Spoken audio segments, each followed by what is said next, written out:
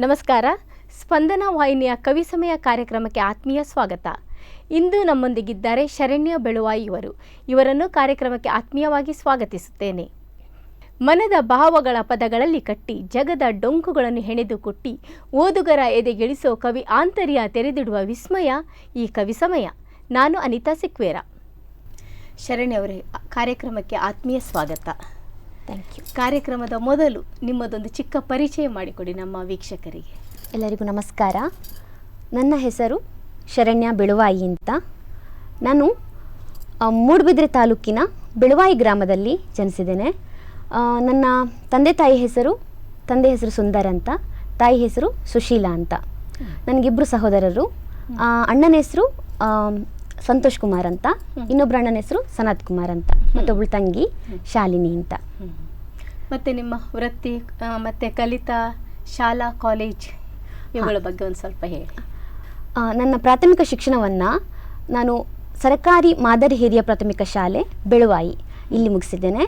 ನನ್ನ 1ರಿಂದ 6ನೇ ತರಗತಿವರೆಗೆ ನಾನು ಬೆಳುವಾಯಿ ಶಾಲೆ ಚರ್ಚ್ ಬಳಿ ಅಂತ ಅಲ್ಲಿ ನಾನು ನನ್ನ ಪ್ರಾಥಮಿಕ ಶಿಕ್ಷಣವನ್ನು ಮುಗಿಸಿದೆ.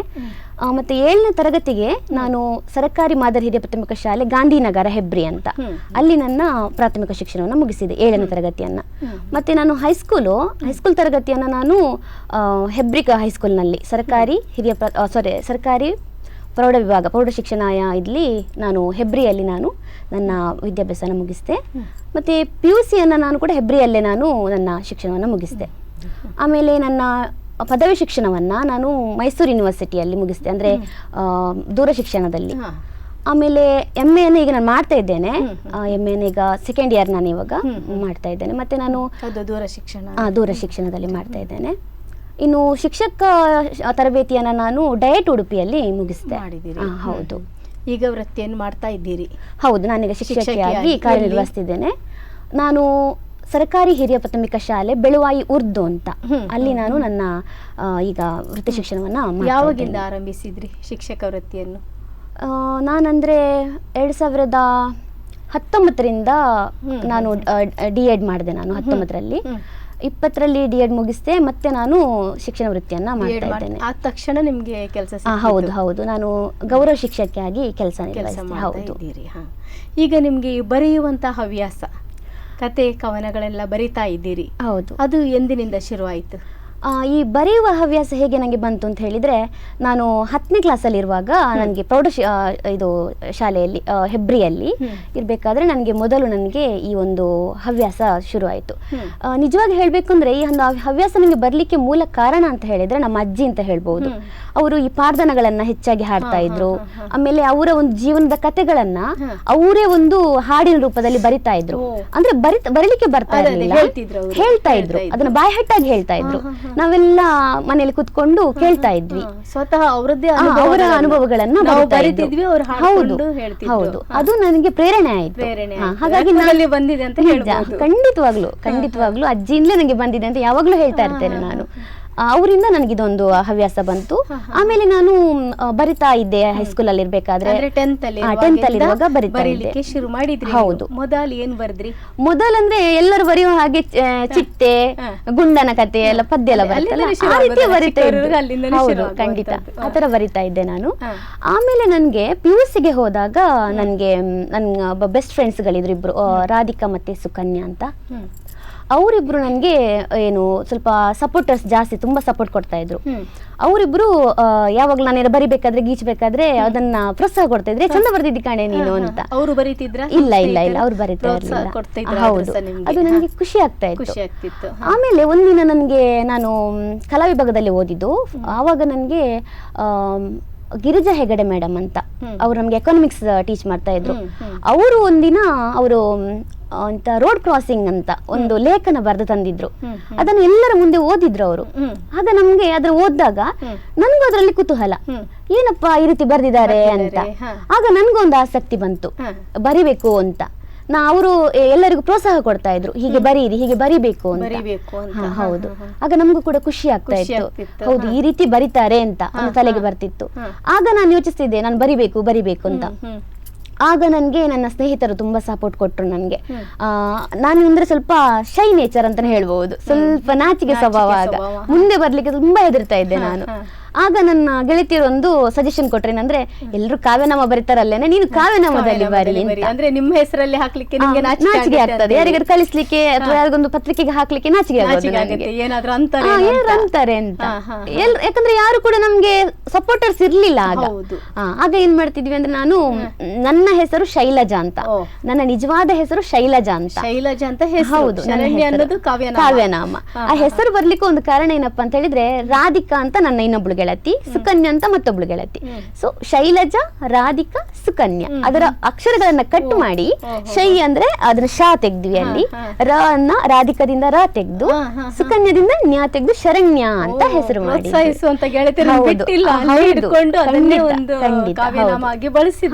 ಈಗಲೂ ನಿಮ್ಮ ನೆನಪಲ್ಲಿ ಇದ್ದಾರೆ? ಹೌದು, ಖಂಡಿತವಾಗ್ಲೂ ಈಗಲೂ. ಹೌದು ಹೌದು, 18 ವರ್ಷದಿಂದ ನಮ್ಮ ಸ್ನೇಹ ಹೀಗೆ ಸಾಕ್ತಾ ಇದೆ, ಈಗಲೂ ಕೂಡ ಜೊತೆಯಾಗಿದ್ದಾರೆ ಅವರು. ತುಂಬಾ ಚೆನ್ನಾಗಿದೆ ನಿಮ್ಮ ಕಾವ್ಯನಾಮ ಹುಟ್ಟಿಕೊಂಡಂತ. ಹೌದು, ಹೆಚ್ಚಿನವರು ಶರಣ್ಯ ಬೆಳುವಾಯಿ ಅಂತ ಹೇಳಿದ್ರೆ ಎಲ್ಲರೂ ಗುರುತಿಸ್ತಾರೆ, ಆದ್ರೆ ಶೈಲಜಾ ಅಂತ ಹೇಳಿದ್ರೆ ಹೆಚ್ಚಿನವರಿಗೆ ಗೊತ್ತಿಲ್ಲ.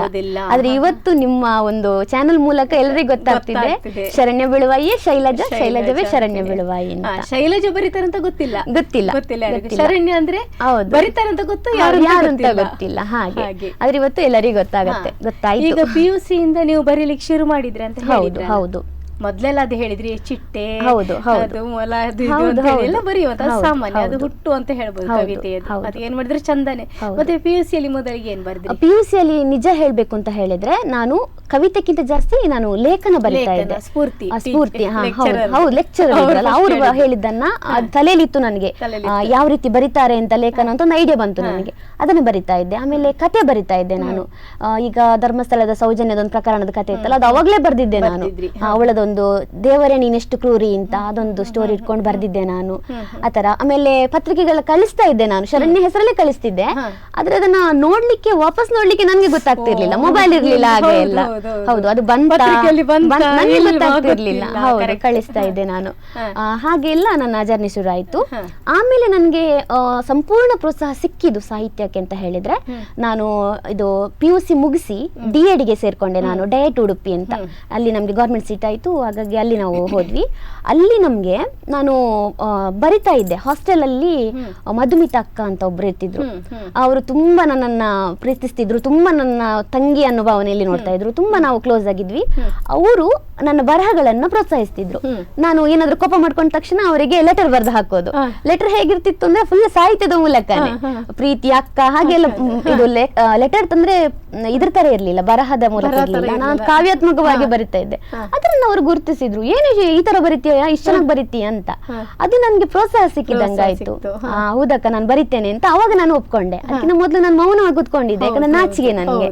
ಅವಾಗ ಅವರು ನನಗೆ ತುಂಬಾ ಪ್ರೋತ್ಸಾಹ ಕೊಟ್ಟರು, ಇಲ್ಲ ಮಗ ಬರಿ ನಿಂಗೆ ಆಗ್ತದೆ, ನಿಂಗೆ ಬರಿ ಅಂತ. ಹಾಗೆ ಬರಿತಾ ಇದ್ದೆ. ಹಾಗೆ ಬರ್ದು ಒಂದಿನ ನನಗೆ ಡಾಕ್ಟರ್ ವಿಷ್ಣುವರ್ಧನ್ ಅಂದ್ರೆ ತುಂಬಾ ಪ್ರೀತಿ ನನಗೆ. ಅವ್ರ ಬರ್ಡೇ ಇದ್ದಾಗ ಅವರ ಬರ್ಡೇಗೆ ಒಂದು ಲೈನ್ ಬರೆದು ಕೊಡು ಅಂತ ಹೇಳಿದ್ರು. ಹಾಗೆ ಬರೆದು ಕೊಟ್ಟಿದ್ದೆ ನಾನು. ಅವಾಗ ನಾನು ಬರೆದು ಕೊಟ್ಟಾಗ ಅದನ್ನ ಅವಳೊಂದು ಫೋಟೋ ಫ್ರೇಮ್ ತರ ಮಾಡಿ ಅದರಲ್ಲಿ ಅವರ ಫೋಟೋ, ನನ್ನ ಫೋಟೋ ಎಲ್ಲ ಹಾಕಿ, ಆ ಕವಿತೆನೆಲ್ಲ ಹಾಕಿ ತಂದು ಕೊಟ್ಟಿದ್ಲು ನನಗೆ, ನನ್ನ ಬರ್ಡೇಗೆ ಗಿಫ್ಟ್ ಆಗಿ ಕೊಟ್ಟಿದ್ಲು. ನನ್ಗೆ ಫುಲ್ ಖುಷಿ ಅವತ್ತು, ಎಷ್ಟು ಚೆನ್ನಾಗಿ ಕವಿತೆ ಬಂದಿದೆ ಅಂತ. ನನ್ಗೆ ಅಂದ್ರೆ ನಾನು ಕವಿತೆ ಬರಿತೇನೆ ಅನ್ನೋದೊಂದು ಖುಷಿ ನನ್ಗೆ ಅವತ್ತು. ಅವಾಗ ನಂಗೆ ಸಂಪೂರ್ಣ ಒಂದು ಖುಷಿ ಬಂತು ನನ್ನೊಳಗೆ, ನಾನು ಕೂಡ ಕವಿತೆ ಬರಿತೇನೆ ಅಂತ. ತುಂಬಾ ಇದು ಬಂತು ನನಗೆ, ಬರಿಬಹುದು ನಾನು ಕೂಡ ಬರಿತೇನೆ ಅಂತ. ಹಾಸ್ಟೆಲ್ ಎಲ್ಲ ಬರ್ದು ನನ್ನ ಫ್ರೆಂಡ್ಸ್ ಗಳೆಲ್ಲ ಹೇಳ್ತಾ ಇದ್ದೆ, ಹಾಸ್ಟೆಲ್ ಅಕ್ಕನವರೆಲ್ಲ ತುಂಬಾ ಸಪೋರ್ಟ್ ಕೊಡ್ತಾ ಇದ್ರು, ಎಷ್ಟು ಚೆನ್ನಾಗಿ ಬರಿತೀಯ ನೀನು ಅಂತ. ಹಾಗೆ ಒಂದು ಪ್ರೋತ್ಸಾಹ ಬಂತು ನನಗೆ. ಆಮೇಲೆ ನಿರೂಪಣೆಯಲ್ಲೂ ಕೂಡ ನನಗೆ ಒಂದು ಸ್ವಲ್ಪ ಆಸಕ್ತಿ ಬಂತು ಅದೇ ಟೈಮಲ್ಲಿ. ನಮ್ದು ಡಯಟಿನ ಪ್ರಾಂಶುಪಾಲರಾದಂತಹ ಶೇಖರ್ ಸರ್ ಅಂತ, ಅವರು ಒಂದಿನ ಸಭೆಯಲ್ಲಿ ಕೇಳಿದ್ರು, ಇತ್ತೀಚೆಗೆ ನೀವು ನಮ್ಮ ಕಾರ್ಯಕ್ರಮದಲ್ಲಿ ನಿರೂಪಣೆಯಲ್ಲಿ ಎಲ್ಲರೂ ತುಂಬಾ ಚೆನ್ನಾಗಿ ಬರೀತಾರೆ, ಹೇಗೆ ಬರೀತಾರೆ ಅಂತ ಗೊತ್ತಿಲ್ಲ, ಮೊದ್ಲೆಲ್ಲ ಹೀಗೆ ಬರಿತಾ ಇರ್ಲಿಲ್ಲ, ಈಗ ತುಂಬಾ ಕಾವ್ಯಾತ್ಮಕವಾಗಿ ಬರ್ತಾ ಉಂಟು ನಿರೂಪಣೆ, ಹೇಗೆ ಅಂತ ಗೊತ್ತಿಲ್ಲ, ಇದ್ರ ಹಿಂದೆ ಇರುವ ಶಕ್ತಿ ಯಾರು ಅಂತ ಗೊತ್ತಿಲ್ಲ, ಯಾರು ಅಂತ ನೀವು ಹೇಳಿದ್ರೆ ನಂಗೆ ಗೊತ್ತಾಗ್ತದೆ, ಎದ್ದು ನಿಂತ್ಕೊಳ್ಳಿ ಅಂತ ಹೇಳಿದ್ರು. ನಮ್ಮ ಇಲ್ಲಿ ಹಿಂದ್ಗಡೆ ಇರುವಂತ ವಂದನಕ್ಕ ಅವರೆಲ್ಲ ತುಂಬಾ ಸಪೋರ್ಟರ್ಸ್ ತುಂಬಾ ಜನ ಇದ್ರು ಅಂತ ಹೇಳಿದ್ನಲ್ಲ ನನ್ನ ಸ್ನೇಹಿತರು, ಅವರೆಲ್ಲ ಎದ್ದು ನಿಂತ್ಕೊಳ್ಳಿ ಅಂತ ಹೇಳ್ತಾ ಇದ್ರು. ಬಟ್ ನಾನು ನಿಲ್ಲಕ್ಕೆ ನಂಗೆ ನಾಚಿಕೆ ಯಾವಾಗ್ಲೂ ಕೂಡ, ಏನಂತ ನಿಂತ್ಕೊಳ್ಳೋದು ಅಂತ. ಆದ್ರೆ ಅವರೊಂದು ಮಾತು ಹೇಳಿದ್ರು ಅವತ್ತು, ನನಗೆ ಅದು ಈಗಲೂ ಕೂಡ ಒಂದು ಪ್ರೇರಣೆ ಆಗಿ ನಿಂತಿದೆ. ಅವರೊಂದು ಮಾತು ಹೇಳ್ತಾರೆ ನನಗೆ, ನೀನು ಯಾರೇ ಆಗಿರು ಮಗಳೇ, ನೀನು ತುಂಬಾ ಚಂದ ಬರಿತೀಯ, ನಿನ್ನ ಭವಿಷ್ಯ ಉಜ್ವಲವಾಗತ್ತೆ ನೋಡು, ನೀನು ಇದೇ ರೀತಿಯಲ್ಲಿ ಮುಂದುವರೆದುಕೊಂಡು ಹೋಗು, ಮುಂದೊಂದು ನೀನು ಒಳ್ಳೆ ದೊಡ್ಡ ವ್ಯಕ್ತಿಯಾಗಿ ನೀನು ಸಾಧನೆ ಮಾಡ್ತೀಯ ಅಂತ. ಅದು ನನಗೆ ಈಗಲೂ ಕೂಡ ನನ್ನ ಮನಸ್ಸಲ್ಲಿ ಅದು ಬೇರೂರಿದೆ ಅಂತ ಹೇಳ್ಬಹುದು. ಹಾಗೆ ಅಂದ್ರೆ ಸಾಹಿತ್ಯ ಮತ್ತು ಈ ನಿರೂಪಣೆ ಮಾಡುವಂತದ್ದು ನಿಮ್ಗೆ ಒಂದೇ ಸಲ ಅಲ್ಲಿ ಪ್ರೋತ್ಸಾಹ ಸಿಕ್ಕಿತ್ತು, ಬರವಣಿಗೆ ಜೊತೆಯಲ್ಲಿ ನಿರೂಪಣೆ ಮಾಡ್ತಾ ಬಂದ್ರಿ. ಹೌದು, ಹಾಗೆ. ಆಮೇಲೆ ನೀವು ಹೇಳಿದ್ರಲ್ಲ, ಮೊದ್ಲು ಪತ್ರಿಕೆಗೆ ಹಾಕ್ತಿದ್ದೆವು, ಎಲ್ಲಿ ಹೋಯ್ತೋ ಗೊತ್ತಿಲ್ಲ, ಬಂತ ಇಲ್ವಾ ಅಂತ ಗೊತ್ತಿಲ್ಲ ಅಂತ ಹೇಳಿ, ಮತ್ತೆ ನಿಮ್ಗೆ ಗೊತ್ತಾಗುವಂತೆ ಯಾವ್ದಾದ್ರು ಅದಕ್ಕೂ ಒಂದು ಕಾರಣಗಳಿದೆ. ಹೌದು, ಏನಾಯ್ತು ಅಂತ ಹೇಳಿದ್ರೆ, ನಾನು D.Ed ಮುಗಿಸಿ ನಾನು ಸರ್ಕಾರಿ ಮದರ್ ಹಿರಿಯ ಪ್ರಾಥಮಿಕ ಶಾಲೆ ಕನ್ಯಾನ ಅಂತ ಅಲ್ಲಿ ನಾನು ಟೀಚಿಂಗ್ ಮಾಡ್ಲಿಕ್ಕೆ ಅಂತ, ಕೆಲಸ ಮಾಡ್ಲಿಕ್ಕೆ ಅಂತ ಹೋದಾಗ ಅಲ್ಲಿ ಚೇತನ ಅಂತ ಒಬ್ಳು ನನ್ ಗೆಳತಿ ಸಿಕ್ಕಿದ್ಲು. ಅವಳಿಗೆ ಈ ತರ ಸಾಹಿತ್ಯವನ್ನ ಕಂಡ್ರೆ ತುಂಬಾ ಪ್ರೀತಿ, ಏನ್ ಬರೆದ್ರು ಕೂಡ ತುಂಬಾ ಪ್ರೋತ್ಸಾಹ ಕೊಡೋಳು ಅವಳು, ಎಷ್ಟು ಚೆನ್ನಾಗಿ ಬರೀತೀಯ ನೀನು ಅಂತ. ಅದಕ್ಕಿಂತ ಮೊದಲು ನಾನು ಪೇಪರ್ಗೆಲ್ಲ ಹಾಕೋದು ಸ್ವಲ್ಪ ಕಮ್ಮಿ ಮಾಡಿಬಿಟ್ಟಿದ್ದೆ ನಾನು, ಅಂದ್ರೆ ಓದುದು ಅದ್ರಲ್ಲೇ ಸ್ವಲ್ಪ ಜಾಸ್ತಿ ತಲೆ ಇತ್ತು ನಂದು. ಅವಾಗ ನಂಗೆ ಅವಳು ಹೇಳಿದ್ಲು, ನೀನು ಬರೆಯುವುದಿಲ್ಲ ಅಲ್ಲ ಜಾಸ್ತಿ, ನೀನು ನಿಂಗೊಂದು ಕೆಲಸ ಮಾಡ್ತೇನೆ ಅಂತ ಹೇಳ್ಬಿಟ್ಟು ಅಖಿಲ ಭಾರತ ಸಾಹಿತ್ಯ ಪರಿಷತ್ತು ಅಂತ ಒಂದು ಹೆಬ್ರಿ ತಂಡ ಇತ್ತು ನಮ್ಮದು, ಅದಕ್ಕೆ ಅವಳು ನಿನ್ನ ಸೇರಿಸ್ತೇನೆ, ಗ್ರೂಪ್ ಆಡ್ ಮಾಡ್ತೇನೆ, ನೀನು ಬರೀಲೇಬೇಕು ಅಂತ ಹೇಳಿದ್ಲು. ಅದಕ್ಕಿಂತ ಮೊದಲು ಎಷ್ಟು ಬರ್ದ್ರು ಕೂಡ ಅವಳು ಅದನ್ನ ಒಟ್ಟು ಮಾಡಿ ಇಟ್ಕೊಳ್ತಿದ್ಲು, ನೀನ್ ಬರ್ದದೆಲ್ಲ ನಾನು ಇಟ್ಕೊಳ್ತೇನೆ ಅಂತ. ಅಷ್ಟು ಪ್ರೋತ್ಸಾಹ ಕೊಡುದು ಚೇತನ ಅಂತ, ತುಂಬಾ ಒಳ್ಳೆ ಹುಡುಗಿ. ಖಂಡಿತವಾಗ್ಲು ನಾನು ಸ್ನೇಹದ ವಿಚಾರದಲ್ಲಿ ತುಂಬಾ ಶ್ರೀಮಂತೆ, ಅದು ಯಾವಾಗ್ಲೂ ಹೇಳ್ತೇನೆ ಬೇಕಾದ್ರೆ ನಾನು. ನಂಗೆ ಸ್ನೇಹಿತರೇ ಸಪೋರ್ಟರ್ಸ್, ಮನೆಯವರಿಗಿಂತ ಹೆಚ್ಚಾಗಿ ಸ್ನೇಹಿತರೆ ಸಪೋರ್ಟ್ ನನಗೆ. ಹೌದು, ಇಲ್ಲದಿದ್ರು ಯಾರು ಕಟ್ ಮಾಡಿ ಇಡುವುದು ಯಾರು ಖಂಡಿತ ಮಾಡುದಿಲ್ಲ, ಮೆಚ್ಚುಗೆ ವ್ಯಕ್ತಪಡಿಸುವುದೇ ಒಂದು ದೊಡ್ಡ ವಿಷಯ ಆಗಿರುತ್ತೆ. ಅಂತದ್ರಲ್ಲಿ ನೀವು ಬರೆದನ್ನು ಅವರು ಜೋಪಾನವಾಗಿ ಇಡ್ತಾರ ಅಂತ ಹೇಳಿ ಖಂಡಿತ ಖಂಡಿತ ಒಳ್ಳೆ ಸ್ನೇಹಿತರು ಸಿಕ್ಕಿದ್ದಾರೆ. ಅವಾಗ ನಾನು ಅಖಿಲ ಭಾರತ ಸಾಹಿತ್ಯ ಪರಿಷತ್ತು ಹೆಬ್ರಿ ಘಟಕಕ್ಕೆ ಸೇರ್ಕೊಂಡೆ. ಅಲ್ಲಿ ನನ್ಗೆ ಚೈತ್ರ ಕಬ್ಬಿನಾಲೆ ಅಂತ ಅದ್ರ ಸಂಚಾಲಕಿ ಆಗಿದ್ರು, ಅವ್ರದ್ದು ತುಂಬಾ ಸಪೋರ್ಟ್ ಕೊಟ್ರು, ತುಂಬಾ ಚಂದ ಬರಿತೀರಿ ನೀವು ಅಂತ. ಆಮೇಲೆ ಅದರಲ್ಲಿ ಕಿರಣ್ ರೈ ಬಳಂಜ ಮತ್ತೆ ಸುಶಾಂತ್ ಪೂಜಾರಿ ಕನ್ನಡಿ ಕಟ್ಟೆ ಅಂತ ಒಳ್ಳೆ ಬರಹಗಾರರು ಅವರು. ಅವರೆಲ್ಲ ಹೇಳ್ತಾ ಇದ್ರು, ಶರಣ್ಯ ಸಾಗುತ್ತಿರಲಿ ನಿನ್ನ ಬರಹಗಳ ಮೆರವಣಿಗೆ ಅಂತ. ಅದೆಲ್ಲ ತುಂಬಾ ಪ್ರೋತ್ಸಾಹ ಸಿಕ್ತು ನನಗೆ ಬರೆಯುವಾಗ. ನಾನು ಮತ್ತು ಜಾಸ್ತಿ ಕವನಗಳನ್ನ ಬರೀಲಿಕ್ಕೆ ಶುರು ಮಾಡಿದೆ. ಅಲ್ಲಿ ಸಿಕ್ಕಿದಂತ ಪ್ರೋತ್ಸಾಹ ನನಗೆ ಪತ್ರಿಕೆಗಳಿಗೂ ಹಾಕ್ಲಿಕ್ಕೆ ಒಂದು ಪ್ರೇರಣೆ ಆಯ್ತು ಅಂತ ಹೇಳ್ಬಹುದು. ಹಾಗೆ ಯಾವ ಪತ್ರಿಕೆ ಕಳಿಸಿದ್ದೆ? ನಾನು ಜನಬಿಂಬ ಪತ್ರಿಕೆಗಳಾಗಿರ್ಬೋದು, ಉದಯವಾಣಿಯಲ್ಲೂ ಕೂಡ ಕೆಲವೊಂದು ಲೇಖನಗಳು ಬರೆದು ಹಾಕಿದ್ದೆ ನಾನು. ಚಿಕ್ಕದು ಇದರಲ್ಲಿ ರಕ್ಷಾಬಂಧನದೆಲ್ಲ ಬಂದ್ರೆ ಹಾಕ್ತಾ ಇದ್ದೆ ನಾನು. ಆಮೇಲೆ ಜನಮಿಡಿತ ಆಗಿರ್ಬೋದು, ಕಾರ್ಕಳದ್ದು ಕೆಲವೆಲ್ಲ ಲೋಕಲ್ ಪತ್ರಿಕೆಗಳಿಗೆಲ್ಲ ಹಾಕಿದ್ದೇನೆ ನಾನು ಬರಹಗಳನ್ನ. ನಂತರ ದಿನಗಳಲ್ಲಿ ಹಾಕ್ತಾ ಬಂದೆ ನಾನು. ಪ್ರಕಟ ಆಗ್ತಾ ಹೋಗಿದೆ. ಇದಕ್ಕೆಲ್ಲ ನಿಮ್ಮ ಸ್ನೇಹಿತರೇ ಕಾರಣ. ಯಾಕಂದ್ರೆ ಬರಹಗಾರರಿಗೆ ಪ್ರೋತ್ಸಾಹ ಸಿಕ್ಕಿತ್ತಂದ್ರೇನೆ ಅಲ್ಲಿ ಎಷ್ಟೋ ಸಾಹಿತ್ಯ ರಚನೆ ಆಗ್ತದೆ. ಪ್ರೋತ್ಸಾಹನೇ ಮುಖ್ಯ. ಹೌದು, ಅದು ಸಿಕ್ಕಿತು ಅಂದಾಗ ಹೇಳೋದೇ ಬೇಡ. ಯಾವ್ದಾದ್ರು ಒಂದು ಕವನ ಬರ್ದಾಗ ಯಾರಾದ್ರೂ ಚೆನ್ನಾಗಿದೆ ಅಂದ್ರೆ ಸಾಕು, ಇನ್ನು 4-5 ಬರ್ದು ಬಿಡ್ತೀರಿ ಅಂತ ಒಳ್ಳೆ ಇದು ನಿಮ್ಗೆ ಸಿಕ್ಕಿದೆ. ಹೌದು. ನಂತರ ದಿನಗಳಲ್ಲಿ ಮತ್ತೆ ಹೇಗೆ ಮುಂದುವರಿಸ್ತಾ ಹೋದ್ರಿ? ನಂತರ ದಿನಗಳಲ್ಲಿ ಹೇಳ್ಬೇಕು ಅಂತ ಹೇಳಿದ್ರೆ, ನನ್ಗೆ ಅಲ್ಲಿ ಹೆಬ್ರಿ ಘಟಕದಲ್ಲೇ ಮಿತ್ರಪ್ರಭಾ ಮೇಡಮ್ ಅಂತ, ಅವರು ಹೆಬ್ರಿ ಘಟಕದ ಮೇನ್ ಅಧ್ಯಕ್ಷರಾಗಿದ್ರಲ್ಲ, ಅಲ್ಲಿ ಇದು ಅಬಸಪದ ಅಧ್ಯಕ್ಷರಾಗಿದ್ರಲ್ಲ ಉಡುಪಿ ಜಿಲ್ಲೆ, ಇದಕ್ಕೆ ಅವ್ರೇನ್ ಮಾಡ್ತಿದ್ರು, ನಮ್ಮ ಬರಹಗಳನ್ನ ಗುರುತಿಸ್ತಾ ಇದ್ರು, ತೆರೆಮರೆಯಲ್ಲೇ ಗುರುತಿಸ್ತಾ ಇದ್ರು. ನಮ್ಗೆ ಗೊತ್ತಾಗ್ತಿರ್ಲಿಲ್ಲ ಅವ್ರು ನಮ್ಮನ್ನು ಗುರುತಿಸ್ತಿದ್ದಾರೆ ಅಂತ.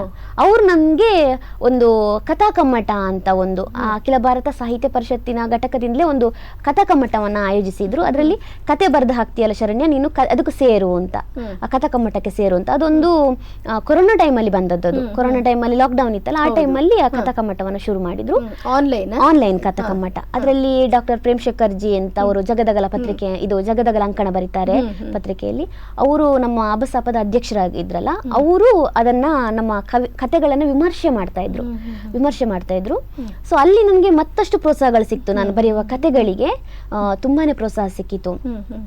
ಪ್ರೇಮಶೇಖರ್ ಜಿ ಅವರು ಒಂದು ಮಾತು ಹೇಳ್ತಾ ಇದ್ರು, ನಾವು ಕಥೆಯನ್ನು ಕಳಿಸ್ತೇವಲ್ಲ, ಅದನ್ನ ಅವರು ವಿಮರ್ಶೆ ಮಾಡುವಾಗ ಹೇಳ್ತಾ ಇದ್ರು, ಶರಣ್ಯ ನೀನು ನನ್ನ ಕಥೆಗಳನ್ನ, ನಾನು ಬರೆದ ರೀತಿಯ ಕಥೆಗಳನ್ನೇ ಸ್ವಲ್ಪ ಬರಿತಾ ಇದ್ದಿ, ನೀನು ಮಾಂತ್ರಿಕ ವಾಸ್ತವ ಕಥೆಗಳನ್ನ ನೀನು ನನಗಿಂತ ನಂತರ ನೀನೇ ಮುಂದುವರಿಸಿ ಹೋಗಿಸ್ತೇನೋ ಅಂತ ಹೇಳಿದ್ರು. ನನಗೆ ಮಾಂತ್ರಿಕ ವಾಸ್ತವ ಅಂದ್ರೆ ಏನು ಅಂತಾನೆ ಗೊತ್ತಿಲ್ಲ ಆಗ. ಇವ್ರ ಈ ತರ ಹೇಳಿದಾಗ ನನಗೆ ಮತ್ತಷ್ಟು ನನಗೆ ಏನು ಪ್ರೇರಣೆ ಆಯ್ತು, ಓ ಕಥೆಗಳಲ್ಲೂ ಈ ರೀತಿ ಇದೆ ಅಂತ.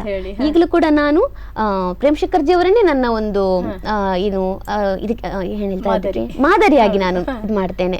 ನನ್ನ ಕಥೆಯನ್ನ ಬರೀಲಿಕ್ಕೆ ನಾನು ಅವರನ್ನೇ ನಾನು ಪ್ರೇರಣೆ ಆಗಿ ತಗೊಂಡಿದ್ದೇನೆ. ಹಾಗಾಗಿ ಮಾಂತ್ರಿಕ ವಾಸ್ತವ ಅಂದ್ರೆ ಏನು ಏನು ಏನು ಅಂತಾನೆ ನನಗೆ ಸ್ವಲ್ಪ ಕುತೂಹಲ ಜಾಸ್ತಿ ಆಯ್ತು. ಹಾಗಾಗಿ ಹೆಚ್ಚು ಕಥೆ ಬರಿತಾ ಇದ್ದೆ ನಾನು. ಹಾಗಾಗಿ ಅವರ ಪ್ರೋತ್ಸಾಹ ನಮ್ಮನ್ನ ಈ ಮಟ್ಟಕ್ಕೆ ತಂದು ನಿಲ್ಲಿಸಿದೆ ಅಂತ ಹೇಳ್ಬಹುದು. ಇಲ್ಲಿವರೆಗೂ ಬೆಳೀತಾ ಬಂತು, ಪ್ರತಿಯೊಬ್ಬರ ಸಹಾಯ ನಿಮಗೆ ಸಿಕ್ತು. ಆದ್ರೂ ನೀವು ಅವರನ್ನು ಮರೆಯದೆ ಪ್ರತಿಯೊಬ್ಬರನ್ನು ನೆನಪಿಗೆ ತರ್ತಾ ಇದ್ದೀರಿ.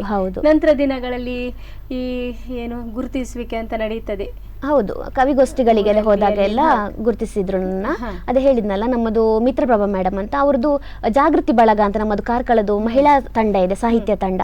ಅದರಲ್ಲಿ ತುಂಬಾ ಜನ ಸಾಹಿತಿಗಳಿದ್ದಾರೆ. ಅದರಲ್ಲಿ ತುಂಬಾ ಪ್ರೋತ್ಸಾಹ ಕೊಟ್ರು ನಮ್ಗೆ. ಶರಣ್ಯ ಬೆಳವೈ ಚಂದ ಬರಿತಾಳೆ ಅಂತ ಎಲ್ಲ. ನಿಜ ಹೇಳ್ಬೇಕು ಅಂದ್ರೆ ಅದ್ರಲ್ಲಿ ಇರೋರೆಲ್ಲ ಹಿರಿಯರೇ, ಅತ್ಯುತ್ತಮ ಬರಹಗಾರರು. ನಾನೊಬ್ಳೆ ಕಿರಿಯಳು. ಆದ್ರೂ ಕೂಡ ನಾನು ಏನಾದ್ರು ತಪ್ಪು ಮಾಡಿ ಬರೆದ್ರು ಕೂಡ ಅದನ್ನ ತಿದ್ದುವ ಪ್ರಯತ್ನ ಮಾಡ್ತಿದ್ರು ಅವ್ರು, ತಿದ್ತಾ ಇದ್ರು ಅದನ್ನ. ಇದು ಸ್ವಲ್ಪ ಸರಿ ಮಾಡ್ಕೋಬೇಕು ಶರಣ್ಯ, ಇನ್ನು ಇದ್ರೆ ಸೂಪರ್ ಆಗ್ತಿತ್ತು ನಿನ್ನ ಬರಹ ಅಂತ. ಆ ಪ್ರೋತ್ಸಾಹಗಳು ನಂಗೆ ಸಿಗ್ತಾ ಹೋಯ್ತು. ಆಮೇಲೆ ನನಗೆ ಡಾಕ್ಟರ್ ಶೇಖರ್ ಅಜಕಾರು ಅಂತ ಇವರು ಆದಿಗ್ರಾಮೋತ್ಸವ ಇದೆಲ್ಲ ಕವಿಗೋಷ್ಠಿ ಎಲ್ಲ ಮಾಡ್ತಾರೆ ಅವರು ಸಿಕ್ಕಿದ್ರು ನನಗೆ. ಅದು ಮಿತ್ರಪ್ರಭಾ ಮೇಡಮ್ ಇಂದನೇ ಅವರು ಕೂಡ ಸಿಕ್ಕಿದ್ದು ನನಗೆ. ಅವರು ತುಂಬಾ ಸಪೋರ್ಟ್ ಕೊಟ್ಟರು ನನಗೆ, ಬರಹಗಳನ್ನು ಬರೀಲಿಕ್ಕೆ, ನಿರೂಪಣೆ ಮಾಡಲಿಕ್ಕೆ, ಮತ್ತೆ ಕವಿಗೋಷ್ಠಿಯಲ್ಲಿ ಭಾಗವಹಿಸ್ಲಿಕ್ಕೆ ಕೂಡ ಸಪೋರ್ಟ್ ಕೊಟ್ಟರು. ನನ್ನ ನಿಜ ಹೇಳಬೇಕು ಅಂದ್ರೆ ನನ್ನ ಕವಿಗೋಷ್ಠಿ ಒಂದು ಪ್ರಾರಂಭ ಆಗಲಿಕ್ಕೆ ಮೂಲ ಕಾರಣ ಅಂತ ಹೇಳಿದ್ರೆ ಜನಬಿಂಬ ಪತ್ರಿಕೆಯ ಸಂಪಾದಕರಾದಂತಹ ದೇವರಾಯ ಪ್ರಭುಗಳು ಅಂತ. ಅವರು ಎಷ್ಟು ಸಪೋರ್ಟ್ ಕೊಡ್ತಾ ಇದ್ರು ಅಂತ ಹೇಳಿದ್ರೆ, ಅವ್ರು ಹೇಳೋರು, ಶರಣ್ಯ ನೀನು ಬರ್ತಿ ಅಂದ್ರೆ ಹೇಳು, ಕಾರ್ ಬೇಕಾದ್ರೆ ಕಳಿಸ್ತೇನೆ ನಾನು ಅಂತ. ಅಂದ್ರೆ ಆ ಕಾರ್ಯಕ್ರಮಕ್ಕೆ ಎಲ್ಲ ಹೋದಾಗ ದೂರ ಇದೆ ಸರ್, ಬರ್ಲಿಕ್ಕಾಗುದಿಲ್ಲ ಅಂತ ಹೇಳಿದ್ರೆ, ಇಲ್ಲಮ್ಮ ನೀನು ಬಾ, ನಿನ್ಗೆ ಆಗ್ತದೆ ಅಂತ ಅಷ್ಟು ಪ್ರೋತ್ಸಾಹ ಕೊಡ್ತಾ ಇದ್ರು. ಎಷ್ಟೋ ನಾನು ಈಗ ಒಂದು 30 ಕವಿಗೋಷ್ಠಿಯನ್ನು ಭಾಗವಹಿಸಿದ್ದೇನೆ. ಅದಕ್ಕೆ ಮೊದಲ ಹೆಜ್ಜೆ ಅದು ನಮ್ಮ ದೇವರಾಯ ಪ್ರಭುಗಳಿಂದ ಅಂತ ಹೇಳ್ಬಹುದು. ಅವರು ನಾವು ಬರೆದಂತ ಕವಿಗೋಷ್ಠಿಯಲ್ಲಿ ವಾಚನ ಮಾಡಿದ ಕವಿತೆಗಳನ್ನ ಪತ್ರಿಕೆಗಳೆಲ್ಲ ಹಾಕ್ತಾ ಇದ್ರು. ಆಗ ಜನ ಗುರುತಿಸ್ತಾ ಇದ್ರು. ಮತ್ತೆ ನಾನು ಮುಖಪುಟಕ್ಕೆಲ್ಲ ಬರೆದಂತಹ ಇದು ಕತೆಗಳನ್ನೆಲ್ಲ ಅವರೇ ತೆಗೆದು ಅವರ ಪತ್ರಿಕೆ ಹಾಕ್ತಾ ಇದ್ರು. ಅಂತಹ ಪ್ರೋತ್ಸಾಹ ಯಾರು ಸಿಗ್ತಾರೆ ಹೇಳಿ? ಅದೇ ಅದು ನಮಗೆ ವಿಶೇಷ ಪ್ರೋತ್ಸಾಹ ನಿಮ್ಗೆ ಸಿಕ್ಕಿದೆ ಅಂತ ಹೇಳ್ಬೋದು. ಇನ್ನೊಂದಂದ್ರೆ ಈಗ ಕೆಲವರು ಹೇಳ್ತಾರ ಅಂತ ಹೇಳಿದ್ರೆ, ನೀವು ಬರೆದಿರುವಂತಹ ಕವನಗಳು ಓದಿ ಅದ್ರಲ್ಲಿ ಕೆಲವೊಂದು ಬದಲಾವಣೆ ಹೀಗಲ್ಲ ಹೀಗೂ ಅಂದಾಗ ನೀವು ಅದನ್ನು ಬದಲಾವಣೆ ಮಾಡ್ಕೊಳ್ತೀವಿ. ಯಾಕಂದ್ರೆ ಕೆಲವರು ಒಪ್ಪಿಕೊಳ್ಳುವುದಿಲ್ಲ. ಕೆಲವರು ಏನಾದ್ರೂ ಹೀಗ್ ಮಾಡಂದ್ರೆ ಇಲ್ಲ, ಅದು ನಮ್ಮ ಭಾವನೆಗಳು, ಅದು ಹೀಗೆ ಇರಬೇಕು ಮಾಡ್ಲಿಕ್ಕೆ ನಾನು ನೋಡಿದ್ದೇನೆ. ಅದು ಅವ್ರವ್ರ ಇಷ್ಟ, ಹೇಳಲಿಕ್ಕೆ ಆಗುದಿಲ್ಲ. ಆದ್ರೆ ನೀವು ಬದಲಾವಣೆ ಏನು ಖಂಡಿತ. ಯಾಕಂದ್ರೆ ನಾನು ಈಗಲೂ ಕೂಡ ಕಲಿಯುವವಳು. ನಾನೀಗ ಸಾಧಕ್ಕಿಂತ ಅಲ್ವೇ ಅಲ್ಲ, ನಾನು ಎಲ್ಲ ಕಲ್ತವಳು ಅಲ್ಲ. ನಾನು ಈಗ ಕಲಿತಾ ಇದ್ದೇನೆ ಅನ್ನೋದು ನನ್ನ ಮನಸ್ಸಿನ ಭಾವನೆ. ನಾವೀಗ ಈ ಪ್ರತಿಯೊಂದನ್ನು ಕೂಡ ಕಲಿತಾ ಇರಬೇಕು. ನಾವು ಯಾವಾಗ ನಮ್ಮ ಮನಸ್ಸಿನಲ್ಲಿ ನಾವು ಕಲಿತಾ ಇದ್ದೇವೆ ಅನ್ನುವ ಭಾವನೆ ಬರ್ತದೆ, ಆಗ ಅಹಂಕಾರಗಳು ಬರುದಿಲ್ಲ ನಮಗೆ. ಹೌದು, ಅಹಂಕಾರಗಳು ಯಾವತ್ತೂ ಬರಬಾರ್ದು.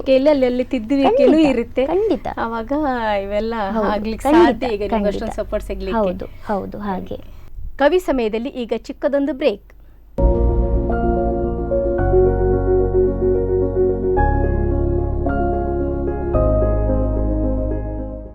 ಕವಿ ಸಮಯಕ್ಕೆ ಮತ್ತೆ ಸ್ವಾಗತ.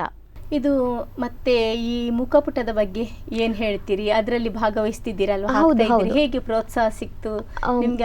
ಅದರ ಅನುಭವ ಬಗ್ಗೆ ಒಂದ್ ಸ್ವಲ್ಪ ಹೇಳಿ. ಖಂಡಿತ. ಮುಖಪುಟ ಅನ್ನೋದು ನನ್ನ ಜೀವನದ ಒಂದು ಅವಿಭಾಜ್ಯ ಅಂಗ ಅಂತಾನೆ ಹೇಳ್ಬಹುದು. ಯಾಕಂದ್ರೆ ನಾವು ಬೆಳಿಲಿಕ್ಕೆ ಮುಖಪುಟ ನಮ್ಗೆ ತುಂಬಾ ಸಪೋರ್ಟ್ ಮಾಡಿದೆ. ನಾವು ಬರೆದ ಬರಹಗಳನ್ನ ಪತ್ರಿಕೆಗಳು ಹೇಗೆ ಪ್ರಕಟಿಸ್ತಾ ಇದ್ವೋ ಅದರ ಜೊತೆಗೆ ಸಾಹಿತ್ಯದ ಒಂದು ಏನು ಒಂದು ಸಮೂಹ ಅಂತ ಹೇಳ್ಬಹುದು, ಒಂದು ಫೇಸ್ಬುಕ್ ನಲ್ಲಿ ಬಳಗವೇ ಇತ್ತು. ನಾವು ಕೊರೋನಾ ಟೈಮಲ್ಲಿ ತುಂಬಾ ಫ್ರೀ ಆಗ್ಬಿಟ್ವಿ. ನಾವು ಲಾಕ್ಡೌನ್ ಇತ್ತು, ನಮ್ಗೆ ಬರಹಗಳಿಗೆ ನಾವು ತುಂಬಾ ಫ್ರೀ ಆಗ್ಬಿಟ್ವಿ. ಆಗ ನಮ್ಗೆ ನಾ ಹೇಳಿದ್ನಲ್ಲ ಆ ಬಸಪ್ಪದ್ದು ಹೆಬ್ರಿ ಘಟಕದಿಂದ ಚೈತ್ರ ಕುಂದರ್ ಅಂತ ಆಪ್ತ ಗೆಳತಿ, ಅವರು ನನ್ಗೆ ಯಾವಾಗ್ಲೂ ಅವರ ಬರೆದ ಕವನಗಳಿಗೆ ಸರ್ಟಿಫಿಕೇಟ್ಗಳು ಸಿಗ್ತಾ ಇತ್ತು. ಅದನ್ನೆಲ್ಲ ಗ್ರೂಪಿಗೆ ಹಾಕೋರು. ಆಗ ನನ್ಗೆ ಆಶ್ಚರ್ಯ ಆಗುದು, ಇಷ್ಟೆಲ್ಲ ಏನು ಸರ್ಟಿಫಿಕೇಟ್ ಗಳನ್ನ ಹಾಕೊಳ್ತಾರೆ, ಫಸ್ಟ್ ಪ್ರೈಸ್ ಸೆಕೆಂಡ್ ಪ್ರೈಸ್ ಅಂತ. ಆಗ ನಾನು ಅವ್ರ ಹತ್ರ ಕೇಳಿದೆ, ಇದು ಹೇಗೆ ನಿಮ್ಗೆ ಫಸ್ಟ್ ಪ್ರೈಸ್ ಸೆಕೆಂಡ್ ಪ್ರೈಸ್ ಸಿಗ್ತದೆ ಅಂತ. ಆಗ ಅವ್ರು ಹೇಳಿದ್ರು, ಮುಖಪುಟದಲ್ಲೂ ಕೂಡ ಸಾಹಿತ್ಯ ಬಳಗಗಳಿದೆ. ಹೌದು, ಅದರಲ್ಲಿ ನಿಮ್ಗೆ ಏನು ಕವಿತೆಗಳನ್ನ ನಿಮ್ಗೆ ಸ್ಪರ್ಧೆಗಳನ್ನ ಆಯೋಜಿಸ್ತಾರೆ ಅಂತ. ಹಾಗಾಗಿ ಅವಳಿಂದ ನಾನೇನ್ ಮಾಡಿದೆ, ಮುಖಪುಟಕ್ಕೆ ನಾನು ಇದ್ ಮಾಡಿದೆ. ಮುಖಪುಟಕ್ಕೆ ಅಂದ್ರೆ ನಮ್ಮ ಮನೇಲಿ ಸ್ವಲ್ಪ ಸಪೋರ್ಟ್ ಕೊಡ್ತಾ ಇರ್ಲಿಲ್ಲ. ಮುಖಪುಟ ಅಂದ್ರೆ ಸ್ವಲ್ಪ ಹೆದರ್ಕೊಳ್ಳೋದು. ಹೌದು, ನಮ್ಮ ಮನೆಯಲ್ಲಿ ನನಗೆ ಸಪೋರ್ಟ್ ಸಿಕ್ಕಿದೆ, ಇಲ್ಲ ಅಂತ ಹೇಳಲ್ಲ. ಸ್ಟಾರ್ಟಿಂಗ್ ನಂಗೆ ಸಿಕ್ಕಿರ್ಲಿಲ್ಲ ಸಪೋರ್ಟ್. ಫೇಸ್ಬುಕ್ ಅಂದ್ರೆ ಇತ್ತು, ಹೆಣ್ಮಕ್ಳೆಲ್ಲ ಈಗಲೂ ಇದ್ದಾರೆ, ಹೋಗಬಾರ್ದು ಹೌದು. ಆದ್ರೆ ಹೋದವರಿಗೆ ಗೊತ್ತು ಅದು ಎಷ್ಟು ಉಪಯೋಗ ಆಗಿ, ಅಂದ್ರೆ ಒಳ್ಳೆದಕ್ಕೆ ಬಳಸಿಕೊಂಡವರಿಗೆ. ಹೌದು. ಆಗ ನಾನು ಕೂಡ ಹೆದರ್ಕೊಳ್ತಿದ್ದೆ ಫೇಸ್ಬುಕ್ ಅನ್ನ ಹೇಗೆ ಬಳಸೋದು ಅಂತ. ಆಗ ನಂಗೆ ಚೈತ್ರ ಕುಂದರ್ ತುಂಬಾ ಸಪೋರ್ಟ್ ಕೊಟ್ಲು, ನೀನ್ ಮಾಡ್ತೀನಿ, ನೀನು ಆಗತ್ತೆ ನಿನ್ಗೆ ಅಂತ. ನಾನು ಮಧುಮಿತಾ ಅಕ್ಕ ಅಂತ ನಂಗೆ ಹಾಸ್ಟೆಲ್ ಮೇಟ್ ಅಕ್ಕ ಹೇಳಿದ್ನಲ್ಲ, ಅವ್ರೇನ್ ಮಾಡ್ತಿದ್ರು, ನನ್ನ ಹೆಸರಿನಲ್ಲಿ ಅವರೇ ಒಂದು ನಂಗೆ ಫೇಸ್ಬುಕ್ ಐಡಿ ಮಾಡ್ಬಿಟ್ಟು ಕೊಟ್ಬಿಟ್ಟು ನೀನು ಕವನವನ್ನ ಕವನ ಬರೆದು ನನಗೆ ಕಳಿಸು, ನಾನು ಅದನ್ನ ಪೋಸ್ಟ್ ಮಾಡ್ತೇನೆ ಅಂತ. ಯುಗಾದಿ ಬಳಗ ಅಂತ ಇತ್ತು, ಸಾಹಿತ್ಯ ಸಂಪದ ಅಂತ ಇತ್ತು, ಸಾಹಿತ್ಯ ಸಿರಿ ಅಂತ ಅಂತ ಇತ್ತು, ಸುಮಾರು ಬಳಗಗಳಿದೆ, ತುಂಬಾ ಸಪೋರ್ಟ್ ಕೊಟ್ಟಿದ್ದಾರೆ ನಮ್ಗೆ ಆ ಬಳಗದವರು. ಅಲ್ಲಿ ನಾನೇನ್ ಮಾಡ್ತಿದ್ದೆ, ನನ್ನ ಕವಿತೆಗಳನ್ನ ಪೋಸ್ಟ್ ಮಾಡ್ತಾ ಇದ್ದೆ, ಕವಿತೆಗಳನ್ನ ಹಾಕಿ ಸ್ಪರ್ಧೆಗಳು ನಡೆಸ್ತಾ ಇದ್ರಲ್ಲ, ಅದರಲ್ಲಿ ನಾನು ಕೂಡ ಭಾಗವಹಿಸ್ತಾ ಇದ್ದೆ. ಹೌದು, ಅದ್ರಲ್ಲಿ ನನಗೆ ಪ್ರಥಮ ಬಹುಮಾನ, ದ್ವಿತೀಯ ಬಹುಮಾನ ಎಲ್ಲ ಬಂದಾಗ ನನ್ ಖುಷಿ ಆಗ್ತಾ ಇತ್ತು. ಹೌದು, ನಾನು 4 ಜನಕ್ಕೆ ನಾನು ಪರಿಚಯ ಆಗಿದೆ ಒಂದು ಮುಖಪುಟದಿಂದ ಅಂತ ಹೇಳ್ಬಹುದು. ಯಾಕಂದ್ರೆ ಅದ್ರಲ್ಲಿ ಸ್ಪರ್ಧೆಗಳನ್ನ ನಡೆಸ್ತಾ ಇದ್ರಲ್ಲ, ಅದ್ರಲ್ಲಿ ನನಗೆ ಮಹಾಲಕ್ಷ್ಮಿ ಅಂತ ಒಂದು ಕವನ ಸ್ಪರ್ಧೆ ಇತ್ತು, ವರಮಹಾಲಕ್ಷ್ಮಿ ಹಬ್ಬದ ದಿನ. ಅದ್ರಲ್ಲಿ ನನಗೆ ಪ್ರಥಮ ಸ್ಥಾನ ಬಂದಿತ್ತು. ಅದ್ರಲ್ಲಿ ಅತ್ಯುತ್ತಮ ಮತ್ತೆ ಉತ್ತಮ ಬೇರೆ ಇದ್ರು, ಆದ್ರೂ ಕೂಡ ಪ್ರಥಮ ಸ್ಥಾನ ಅಂತ ಇದ್ರು. ಅದ್ರಲ್ಲಿ ನನ್ನ ಫೋಟೋ ಎಡಿಟ್ ಮಾಡಿ ಪ್ರಥಮ ಸ್ಥಾನ ಅಂತ ಕೊಟ್ಟಿದ್ರ. ಅದನ್ನ ನಾನು ಸ್ಟೇಟಸ್ ಹಾಕೋದಕ್ಕೆ ಅದನ್ನ ತುಂಬಾ ಜನ ನೋಡಿದ್ರು. ಓ, ಶೈಲಾ, ಇದು ಶರಣ್ಯನಿಗೆ ಒಂದು ಪ್ರಥಮ ಸ್ಥಾನ ಬಂದಿದೆ ಅಂತ. ಆಗ ಎಲ್ರಿಗೂ ಗೊತ್ತಾಯ್ತು ಶೈಲಜನೇ ಶರಣ್ಯ ಅಂತ, ಎಲ್ಲರಿಗೂ ಗೊತ್ತಾಗ್ಲಿಕ್ಕೆ ಶುರು ಆಯ್ತು. ಹಾಗೆ ಸಪೋರ್ಟ್ ಬಂತು. ಅದರಲ್ಲಿ ಮತ್ತೆ ಯುಗಾದಿ ಬಳಗ ಅಂತ ಇತ್ತು. ಯುಗಾದಿ ಬಳಗದಲ್ಲಿ ಶ್ರೀನಾಗ್ PS ಅಂತ ಅಣ್ಣ ಇದ್ರು, ಅವರು ಮತ್ತೆ ವೀಣಾ ಅಮ್ಮ ಅಂತ, ಅವರೆಲ್ಲ ತುಂಬಾ ಸಪೋರ್ಟ್ ಕೊಟ್ರು. ನೀನು ಬರೀ, ನಿನ್ಗೆ ಆಗ್ತದೆ ಅಂತೆಲ್ಲ ಪ್ರೋತ್ಸಾಹ ಕೊಟ್ರು. ನಾನು ಕವಿತೆಗಳನ್ನ ಬರೆದು ಕೊಡ್ತಿದ್ದೆ ಅಕ್ಕನಿಗೆ, ಅಕ್ಕ ಅದನ್ನ ಪೋಸ್ಟ್ ಮಾಡ್ತಾ ಇದ್ರು. ಆಮೇಲೆ ಅವ್ರು ಯುಗಾದಿಯಲ್ಲಿ ಕೆಲವೆಲ್ಲ ಇದು ಕಾಂಪಿಟೇಷನ್ ಇಡ್ತಿದ್ರು, ಅದರಲ್ಲಿ ಇಬ್ರಿಬ್ರಿಗೆ ಕಾಂಪಿಟೇಷನ್ ಗಳನ್ನ ಕೊಡ್ತಾ ಇದ್ರು. ಅದ್ರಲ್ಲಿ ಯಾರು ಗೆಲ್ತಾರೆ ನೋಡುವ ಅಂತ, ಆ ತರ ಎಲ್ಲ ಸ್ಪರ್ಧೆಗಳನ್ನ ನೋಡ್ತಾ ಇದ್ರು. ಅದರಲ್ಲಿ ಕುಸುಮಾ ಮೇಡಮ್ ಅಂತ, ಅವರ ಜೊತೆಗೆ ನನ್ನದೊಂದು ಕಾಂಪಿಟೇಷನ್ ಕೊಟ್ಟಿದ್ರು ನನಗೆ, ಯಾವುದಾದ್ರು ಒಂದು ಇದು ಕವನ ಬರೀರಿ ಅಂತ. ನಾನು ಅವಾಗ ನಗದಿರು ತಿರುಗಿ ಅಂತ ಒಂದು ಕವನ ಬರೆದಿದ್ದೆ. ಅವರು ಅದೇ ಟಾಪಿಕ್ಗೆ ಬೇರೆ ಅವರದ್ದೊಂದು ಬೇರೆ ರೀತಿಯ ಕವನ ಬರೆದಿದ್ರು. ಅವತ್ತು ಅವರಿಗೂ ನನಗೂ ಕಾಂಪಿಟೇಷನ್ ಅಲ್ಲಿ ನಾನೇ ಗೆದ್ದಿದ್ದೆ. ಆಗ ಎಲ್ರಿಗೂ ಆಶ್ಚರ್ಯ, ಅವರು ಕುಸುಮಾ ಮೇಡಮ್ ತುಂಬಾ ಚಂದ ಬರೀತಾರೆ, ಕುಸುಮಾ ಸಾಲ್ಯನ್ ಅಂತ ಅತ್ಯುತ್ತಮ ಬರಹಗಾರರು ಅವರು, ಅವರ ಮುಂದೆ ಶರಣ್ಯ ಬೆಳವಾಯಿ ಗೆದ್ಲು ಅಂತ. ಯಾಕಂದ್ರೆ ಯಾರು ಊಹೆನೆ ಮಾಡ್ಕೊಂಡಿರ್ಲಿಲ್ಲ ನಾನು ಗೆಲ್ತೇನೆ ಅದ್ರಲ್ಲಿ ಅಂತ. ಆತರ ನಾನು ಗೆದ್ದಾಗ ನಂಗೆ ಶ್ರೀನಗಣ್ಣನೇ ಕೇಳಿದ್ರು, ನೀನು ಇಷ್ಟು ಚೆನ್ನಾಗಿ ಬರ್ದಿದ್ಯಲ್ಲ, ನಾನು ಗೂಗಲ್ ಎಲ್ಲ ಸರ್ಚ್ ಮಾಡಿದೆ ಕಣೆ, ನಾನು ಗೂಗಲ್ ಇಂದ ಎಲ್ಲಾರು ನೋಡ್ಕೊಂಡ್ ಬರ್ದು ಬಿಟ್ಟಿಯಾ ಅಂತ ನಾನು ಇದ್ ಮಾಡಿದೆ, ಇಷ್ಟು ಚಿಕ್ಕ ಹುಡುಗಿ ಹೆಂಗ್ ಅಷ್ಟು ಚೆನ್ನಾಗಿ ಬರ್ದೆ ನೀನು ಅಂತ. ಯಾಕಂದ್ರೆ ಆ ತರನ ಆಗಿದೆ, ಅವರಿಂದ ಸ್ವಲ್ಪ ತೆಗೆದು ದೊಡ್ಡ ಹೆಸರಿನವರೇ ಕೆಲವು ಸಲ ಮಾಡಿದ್ದಾರೆ. ಬೇರೆ ಹಳೆಯ ಯಾರಿದಾದ್ರೂ ಪದ್ಯಗಳು ದೊಡ್ಡ ಕವಿಗಳದ್ದು ತೆಗೆದು ತಮ್ಮ ಹೆಸರಾಕಿ ಅದರಲ್ಲಿ ಕೆಲವು ಸಾಲುಗಳನ್ನು ತೆಗೆದು ಇವೆಲ್ಲ ಮಾಡಿದ್ದಾರೆ, ಆಗಿದೆ. ಹಾಗಾಗಿ ಅವ್ರು ನಂಗೆ ನೇರವಾಗಿ ಕೇಳಿದ್ರು ಅಣ್ಣ. ಅದಕ್ಕೆ ನಾನು ಹೇಳಿದೆ, ಇಲ್ಲ ಅಣ್ಣ, ನಾನು ಇದು ಒಂದು ಕವಿತೆ ಬರೀಲಿಕ್ಕೆ 2 ಗಂಟೆ ಕೂತ್ಕೊಂಡಿದ್ದೆ ನಾನು ಎಡಿಟ್ ಮಾಡ್ಲಿಕ್ಕೆ ಅಂತ. ಆಮೇಲೆ ಅವ್ರಿಗೆ ಗೊತ್ತಾಯ್ತು ಶರಣ್ಯ ಬೆಳವಾಯಿ ತುಂಬಾ ಚಂದ ಬರೀತಾಳೆ ಅಂತ. ಆಮೇಲಿಂದ ಸಿಕ್ಕಾಪಟ್ಟೆ ಪ್ರೋತ್ಸಾಹ ಕೊಟ್ರು ನನಗೆ, ತುಂಬಾ ಪ್ರೋತ್ಸಾಹ. ಅದನ್ನ ಬಾಯಲ್ಲಿ ಹೇಳಿ ತೀರ ನಾವು ಆಯ್ತಾ. ಅದು ಆ ಪ್ರೋತ್ಸಾಹದ ಒಂದು ಪರಿಣಾಮವಾಗಿ ಶರಣ್ಯ ಬೆಳವಾಯಿ ಎಲ್ಲ ಕಡೆ ಒಂದ್ಸಲ ನೋಡಿದ್ರೆ ಗೊತ್ತಾಗುತ್ತೆ ಎಷ್ಟೊಂದು ಪ್ರೋತ್ಸಾಹ. ನಿಜವಾಗ್ಲೂ ಇಷ್ಟೊಂದು ಬರೀತಿದ್ದೀರಲ್ಲ, ನಿಮ್ಮ ಓದುವ ಹವ್ಯಾಸ ಹೇಗಿದೆ? ಯಾಕಂದ್ರೆ ಒಬ್ಬ ಉತ್ತಮ ಬರಹಗಾರರಿಗೆ ಹೌದು ಅಗತ್ಯವು ಇದ್ದೇ ಇದೆ. ಹೌದು, ಓದಿದ್ರಿಂದ ಒಳ್ಳೆಯ ಬರಹಗಾರ ಆಗ್ತಾರೆ ಅಂತ ಹೇಳಿದ್ರೆ ನೀವು ಹೇಗೆ ಇದೆ ನಿಮ್ಮ ಅದ್ರ ಬಗ್ಗೆ ಹೇಳ್ಬೇಕು ಅಂತ ಹೇಳಿದ್ರೆ, ನಾನು ಹೆಬ್ರಿಯಲ್ಲಿ ನಾನು ಹೈಸ್ಕೂಲ್ ಮುಗಿಸಿದ್ದು, ಕಾಲೇಜ್ ಮುಗಿಸಿದ್ದಲ್ಲ, ಅಲ್ಲೇ ಹತ್ರದಲ್ಲಿ ಲೈಬ್ರರಿ ಇತ್ತು. ಅಲ್ಲಿ ನಮ್ಗೆ ಪುಷ್ಪ ಮೇಡಮ್ ಅಂತ, ಅವರು ಲೈಬ್ರರಿ ಮೇಲ್ವಿಚಾರಕರಾಗಿದ್ರು.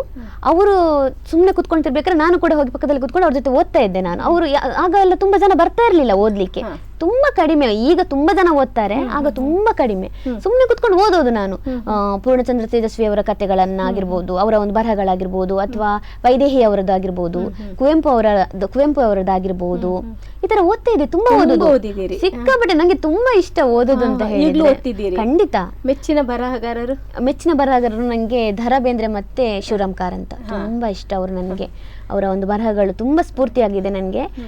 ಕೇಳ್ತಾರೆ ನನಗೆ, ನೀನ್ ತುಂಬಾ ಚೆನ್ನಾಗಿ ಬರೀತಿ ಮರೀತಿ, ಯಾರು ನಿಂಗೆ ಸ್ಫೂರ್ತಿ ಅಂತ. ಖಂಡಿತವಾಗ್ಲಿ ಇವರು. ಈಗ ಈ ಬರಹಗಳನ್ನು ಬಿಟ್ಟು, ಸಾಹಿತ್ಯ ಬಿಟ್ಟು ಬೇರೆ ಯಾವುದ್ರಲ್ಲಿ ಆಸಕ್ತಿ? ಬೇರೆ ಕ್ಷೇತ್ರಗಳಲ್ಲಿ ಸಾಹಿತ್ಯ ಬಿಟ್ಟು ನನಗೆ ನಿರೂಪಣೆ ತುಂಬಾ ಇಷ್ಟ. ನನಗೆ ನಿರೂಪಣೆ ಮಾಡೋದು, ಅದು ನನಗೆ ಡಾಕ್ಟರ್ ಶೇಖರ್ ರಾಜಕಾರು ಅವರೇ ಮೊದಲ ನನಗೆ ನಿರೂಪಣೆ ಮಾಡ್ಲಿಕ್ಕೆ ಅವಕಾಶವನ್ನು ಕೊಟ್ಟಿದ್ದು. ಅದಕ್ಕಿಂತ ಮೊದಲು ನಾನು ಇದು NSS ಕ್ಯಾಂಪಲ್ಲೆಲ್ಲ ತುಂಬಾ ನಾನು ಮಾಡ್ತಾ ಇದ್ದೆ. NSS ಕ್ಯಾಂಪ್ ನಮ್ದು ಶಿಕ್ಷಕರ ತರಬೇತಿ ಇದರಲ್ಲಿ NSS ಕ್ಯಾಂಪ್ ಇದ್ದಾಗೆಲ್ಲ ನಾನು ನಿರೂಪಣೆ ಎಲ್ಲ ಮಾಡ್ತಾ ಇದ್ದೆ. ಅದನ್ನು ಬಿಟ್ಟು ನನಗೆ ಕಾರ್ಯಕ್ರಮದ ನಿರೂಪಣೆ ಅಂತ ಅವಕಾಶ ಕೊಟ್ಟಿದ್ದು ಶೇಖರ್ ರಾಜಕಾರ್ ಅವರು. ಹಾಗೆ ನಿರೂಪಣೆ ಹೌದು. ಮತ್ತೆ ಈ ಪದಬಂಧ ಬಿಡಿಸೋದು ಅದೆಲ್ಲ ತುಂಬಾ ಇಷ್ಟ ನನಗೆ. ನಾನು ಅದೇ ಹೇಳ್ತೀನಿ, ನಾನು ಈಗಿನ ಮಕ್ಕಳಿಗೆಲ್ಲ ಅದೇ ಹೇಳೋದು, ಪದಬಂಧ ಎಲ್ಲ ಉಂಟಲ್ಲ ನಮ್ಗೆ ಒಂದು ಜ್ಞಾನ ಭಂಡಾರವನ್ನು ಹೆಚ್ಚಿಸುತ್ತೆ. ಖಂಡಿತ ಮೆದುಳಿಗೆ ಮೇವು ಅಂತಾನೆ ಹೇಳ್ಬಹುದು. ನಮ್ಗೆ ಶಬ್ದಕೋಶ, ಕನ್ನಡ ಶಬ್ದಕೋಶದ ಜ್ಞಾನ ಭಂಡಾರ ಹೆಚ್ಚಬೇಕು ಅಂತ ಹೇಳಿದ್ರೆ ಒಂದು ಶಬ್ದಕೋಶ ಓದಿ ಮತ್ತೆ ಈ ಪದಬಂಧ ಬಿಡಿಸಿ, ಅದು ಎರಡು ನಮ್ಗೆ ಹೆಚ್ಚು ಶಬ್ದಕೋಶವನ್ನ ಇಂಪ್ರೂವ್ ಮಾಡ್ತಾ ಹೋಗ್ತದೆ. ನಮ್ಗೆ ಹೆಚ್ಚು ನಮ್ಗೆ ಏನು ಖಂಡಿತ ಅದು. ಈಗ ನಮ್ಮ ವೀಕ್ಷಕರು ನಿಮ್ಮನ್ನು ಗಮನಿಸ್ತಾ ಇದ್ದಾರೆ, ಆತುರರಾಗಿದ್ದಾರೆ. ನಿಮ್ಮ ಕವನಗಳನ್ನು ಕೇಳಬೇಕು ಅಂತ ಹೇಳಿ ಒಂದೆರಡು ಕವನಗಳನ್ನು ಓದಿ ನಮ್ಮ ವೀಕ್ಷಕರಿಗಾಗಿ. ನನ್ನ ಕವನದ ಶೀರ್ಷಿಕೆ ನನ್ನಮ್ಮ. ನನ್ನಮ್ಮನಿಗೆ ಧೈರ್ಯ ಸ್ವಲ್ಪ ಕಡಿಮೆ, ನನ್ನಮ್ಮನಿಗೆ ಧೈರ್ಯ ಸ್ವಲ್ಪ ಕಡಿಮೆ ಅಂತೆಂದುಕೊಂಡ್ರೆ ಅದು ನಿಮ್ಮ ಭ್ರಮೆ, ಅಂತೆಂದುಕೊಂಡ್ರೆ ಅದು ನಿಮ್ಮ ಭ್ರಮೆ. ಒಮ್ಮೊಮ್ಮೆ ಮಳೆರಾಯ ಬೊಬ್ಬಿಟ್ಟರೆ ಸಾಕು ನಡುಗುವಳು ಅವಳು. ದರದರನೆ ಹಸಿ ಸೌದೆ ಒಳ ತುಂಬಿ ಉರಿವ ಬೆಂಕಿಯ ಆರಿಸಿ ಸೆರಗೊಳಗೆ ನನ್ನ ಬಚ್ಚಿಟ್ಟು ಕಿವಿಯೆರಡು ಮುಚ್ಚಿ ಮನೆ ಒಳಗೆ ಅವಿತು ಕೂರುವಳು ಹೊರಗೆ ಕಣ್ಣ ತೆರೆದಿಟ್ಟು. ಅಹುದಹುದು ನನ್ನಮ್ಮನಿಗೆ ಧೈರ್ಯ ಸ್ವಲ್ಪ ಕಡಿಮೆ. ಮತ್ತೊಮ್ಮೆ ಚಳಿಗಾಳಿ ಮಳೆ ಮಿಂಚು ಗುಡುಗಿನ ಗುಡುಗಿಗೂ ಕಿಂಚಿತ್ತು ಅಂಜದೆ ಹರಿದ ಸೆರಗನು ಸೊಂಟಕ್ಕೆ ಸುತ್ತಿ ಟೊಂಕ ಕಟ್ಟಿ ನಿಲ್ಲುವಳು. ಹೊಲದಲ್ಲಿ ಅಪ್ಪನಿಗೆ ಹೆಗಲಾಗಿ ಭೂತಾಯಿ ಮಗಳಾಗಿ. ಅಹುದಹುದು ನನ್ನಮ್ಮನಿಗೆ ಧೈರ್ಯ ಸ್ವಲ್ಪ ಕಡಿಮೆ ಅಂತೆಂದುಕೊಂಡ್ರೆ ಅದು ನಿಮ್ಮ ಭ್ರಮೆ. ಒಮ್ಮೊಮ್ಮೆ ಕತ್ತಲೆಂದರೆ ಬೆವರಿ ಮುರಿದ ಬಾಗಿಲಿಗೆ ತೇಪೆಯ ಹಚ್ಚಿ ಸುತ್ತ ಚಿಮಣಿ ದೀಪವ ಬೆಳಗಿ ಚಾಪೆ ಕಂಬಳಿಯ ಸುತ್ತಿ ಕಾಲ್ನೆಳಕ್ಕೆ ಸೋಕಿಸದೆ ಹತ್ತೂರ ದೇವರ ನಾಮ ಜಪಗೈವಳು ಅವಳು. ಪಾಪ ರಾತ್ರಿ ಎಂದರೆ ಭಯ ನನ್ನಮ್ಮನಿಗೆ. ಮತ್ತೊಮ್ಮೆ ಕಾರಿರುಳ ರಾತ್ರಿಗೂ ಅಂಜದೆ ಕಾಲಿಗೆಕ್ಕಡವ ಸಿಕ್ಕಿಸದೆ ಸೊಂಟಕ್ಕೆ ನನ್ನ ಗಟ್ಟಿಯಾಗಿ ಕಟ್ಟಿಕೊಂಡು ಒಂಟಿಯಾಗಿ ನಡೆವಳು ಅವಳು. ಕುಡಿದ ಮತ್ತಿನಲ್ಲಿ ಗಂಡ ಎಲ್ಲಿ ಬಿದ್ದಿರುವನೋ ಎಂದು ಹುಡುಕಿ. ಹಾಡೆಂದರೆ ಹಾಡಳು, ಕುಣಿ ಎಂದರೆ ಕುಣಿಯಲು, ಜಜ್ಜಿ ಹೋದ ಪಾತ್ರೆಯನ್ನು ಕರಿಮಸಿಯಲ್ಲಿ ಉಚ್ಚುತ್ತಿರಲು, ಇಲಿ ಸಂಜೆಯಲ್ಲಿ ಕೂತು ಮಜ್ಜಿಗೆಯ ಕಡೆಯುತ್ತಿರಲು, ಬೀಸು ಕಲ್ಲಿನೆದುರು ಕೂತು ನೆತ್ತಿ ತಿಕ್ಕಿ ತಿಕ್ಕಿ ಸುತ್ತಿಸಲು ಗೊತ್ತಿಲ್ಲವೆಂದವಳೆ ಹಾಡುವಳು ನೋಡಿ. ಆಹಾ ತಂಪಾಗಿ ಇಂಪಾಗಿ ಸೊಂಪಾಗಿ ಅದ ಸವಿಯುವ ಭಾಗ್ಯ ನಿಮಗಿಲ್ಲ ಬಿಡಿ. ಒಮ್ಮೊಮ್ಮೆ ಹೊಟ್ಟೆ ನೋವು ರಟ್ಟೆ ನೋವು ಸೊಂಟ ನೋವೆಂದು ಸಿಡಿಮಿಡಿಗೊಂಡರೂ ಕೊಟ್ಟಿಗೆಯ ಪಕ್ಕಕ್ಕೆ ಕೊಕ್ಕೆ ಹಾಕಿ ಬೇರು ಎಲೆ ಜಜ್ಜಿ ರಸ ಹಿಂಡಿ ಕುಡಿದು ಮೆತ್ತಗೆ ನೆಟ್ಟಗಾಗುವಳು. ಮತ್ತೊಮ್ಮೆ ಅಪ್ಪ ಕೆಮ್ಮಿದರೆ ಬೈಗುಳ, ತಲೆ ಭಾರಕ್ಕೆ ನಾ ಮಲಗಿದರೆ ಕಳವಳ. ನಿದ್ದೆಗೆಟ್ಟು ಕಾಯುತ್ತಾ ನಡುಗಿ ಓಡುವಳು ವೈದ್ಯರ ಕರೆತರಲು. ಅಹುದಹುದು ನನ್ನಮ್ಮನಿಗೆ ಧೈರ್ಯ ಸ್ವಲ್ಪ ಕಡಿಮೆ ಅಂತೆಂದುಕೊಂಡ್ರೆ ಅದು ನಿಮ್ಮ ಭ್ರಮೆ. ಕಾದ ಕಬ್ಬಿಣಕ್ಕೆ ಸುತ್ತಿಗೆಯಲ್ಲಿ ಒಂದೇಟು ಹೊಡೆಯಲು ಅಂಜುವಾಕೆ. ಬಿಸಿ ಅನ್ನದ ಹಿಡಿಕೆ ಹಿಡಿದು ಬರಿಗೈಯಲ್ಲೇ ಅನ್ನ ಬಾಗುವಳು ಆಕೆ. ಊರವರ ಮುಂದೆ ತುಟಿಕ್ ಪಿಟಿಕ್ ಎನ್ನದೆ ತಲೆ ತಗ್ಗಿಸಿ ನಡೆಯುವ ಮಹತಾಯಿ ಆಕೆ. ಅಪ್ಪಿ ತಪ್ಪಿ ಪತಿ ಮಕ್ಕಳನ್ನು ಟೀಕಿಸುವುದ ಕಂಡರೆ ಕೆಂಡ ಕಾರುವ ಮಹಾಕಾಳಿಯಾಗುವಳು ಜೋಕೆ. ನನ್ನಮ್ಮನಿಗೆ ಧೈರ್ಯ ಸ್ವಲ್ಪ ಕಡಿಮೆ ಅಂತೆಂದುಕೊಂಡ್ರೆ ಅದು ನಿಮ್ಮ ಭ್ರಮೆ. ತುಂಬಾ ಚೆನ್ನಾಗಿದೆ. ಎಲ್ಲ ಅಮ್ಮಂದಿರ ಕಥೆಗಳು ಇದಾವೆ ಇದರಲ್ಲಿ. ತುಂಬಾ ಚೆನ್ನಾಗಿದೆ ಕವನ. ಎಲ್ಲ ವಿಷಯಗಳು ಇದಾವೆ. ಇದು ಎಲ್ಲ ಅಮ್ಮಂದಿರಿಗೂ ಸಹ ಇದು ಅನ್ವಯ ಆಗ್ತದೆ. ತುಂಬಾ ಚೆನ್ನಾಗಿದೆ. ಇದೊಂದು ಕವಿಗೋಷ್ಠಿಗೆ ಹೋದಾಗ ಕನ್ನಡ ಸಾಹಿತ್ಯ ಪರಿಷತ್ತಿನ ಅಧ್ಯಕ್ಷರಾದಂತಹ ನೀಲವರ ಸುರೇಂದ್ರ ಅಡಿಗ ಸರ್ ಅವರು ಒಂದು 20-25 ಕವಿಗಳಿದ್ರು. ಅಲ್ಲಿ ನಾನು ಕವಿಗೋಷ್ಠಿಯಲ್ಲಿ ವಾಚನ ಮಾಡಿದಾಗ ಅವರೆಲ್ಲರ ಮುಂದೆ ನನ್ನನ್ನು ನಿಲ್ಲಿಸಿ ನನಗೆ ಒಂದು ಚಪ್ಪಾಳೆ ತಟ್ಟಿಸಿದ್ರು. ಭಾರಿ ಚಂದ ಮಾಡಿದ ಮಗಳೇ ಅಂತ. ಅದೊಂದು ತಮ್ಮ ನಮಗೊಂದು ಪ್ರೋತ್ಸಾಹ ಸಿಕ್ಕಿದ ಹಾಗೆ. ಅದು ಇನ್ನೊಂದು ಕವಿತೆ.